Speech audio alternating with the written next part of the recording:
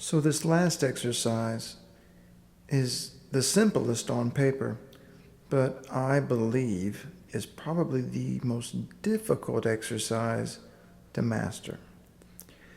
This is actually stolen from a old vocal exercise from hundreds and hundreds of years ago. They would have used this as early as they still had castrati, if you know what that is, singing.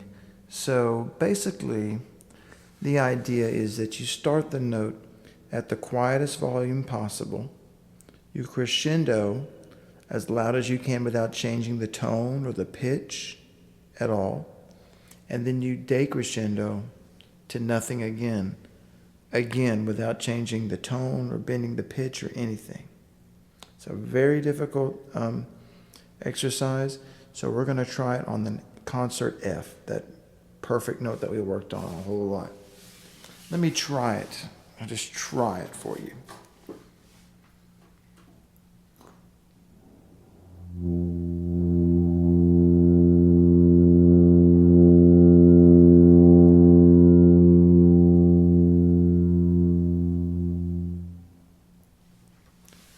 So that was okay. Now, the trick to this is you have to start with just wind. Very slow, hot wind with no sound.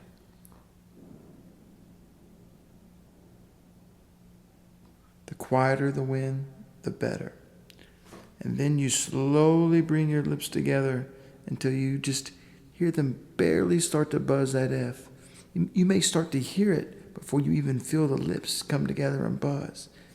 You're on the right track if you can do that.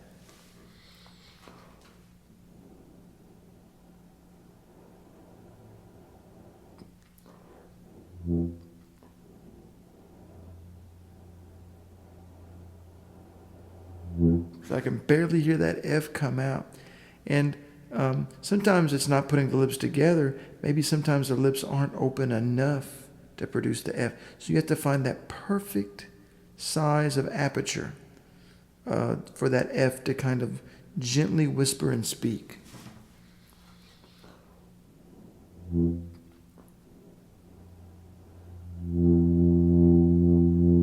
Then once you bring it kind of into being at a piano dynamic there, you'll be able to grow it.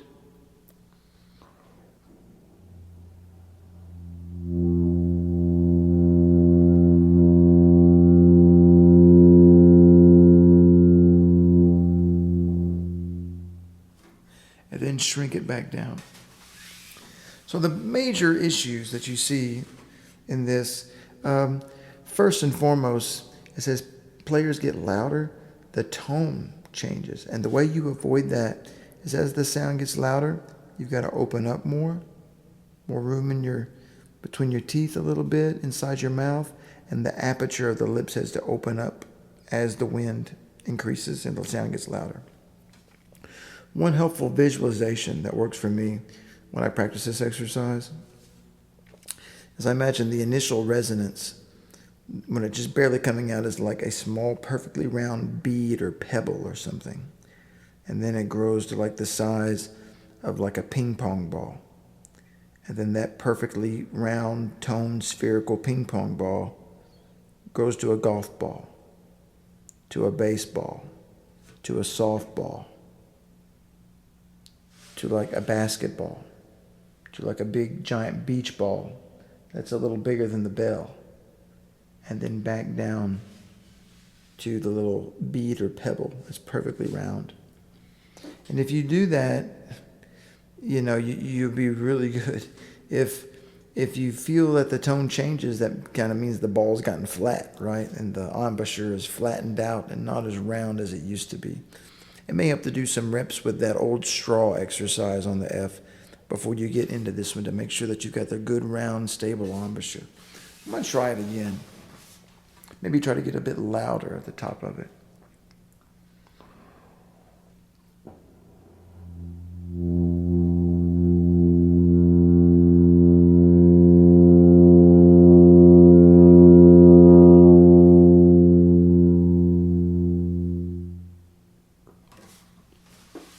So you can really work that one for the dynamic range. How quiet can you get? How loud can you get? And how smoothly can you go from soft back to loud without any weird sounds or breaking up in the tone or any of that. Now, remember the F is kind of like your potential, how good you can sound. But once you get it kind of down on the F, start moving around in half steps. Play it on a G flat or an E natural and expand the notes that you can do this Messa Di Voce exercise with.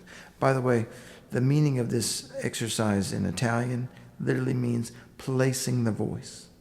So it was an old vocal exercise that was only available for like the top of the top singers.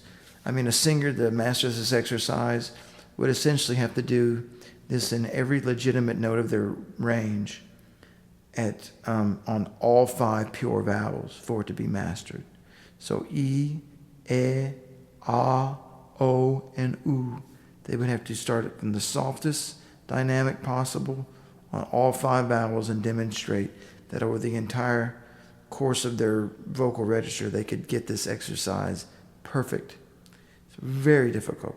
It's probably the most challenging vocal exercise that there is. It's so simple, right?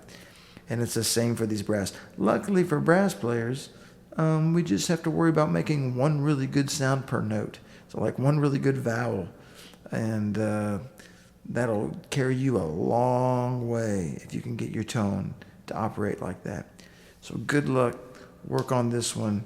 I think it'll really give you that light touch.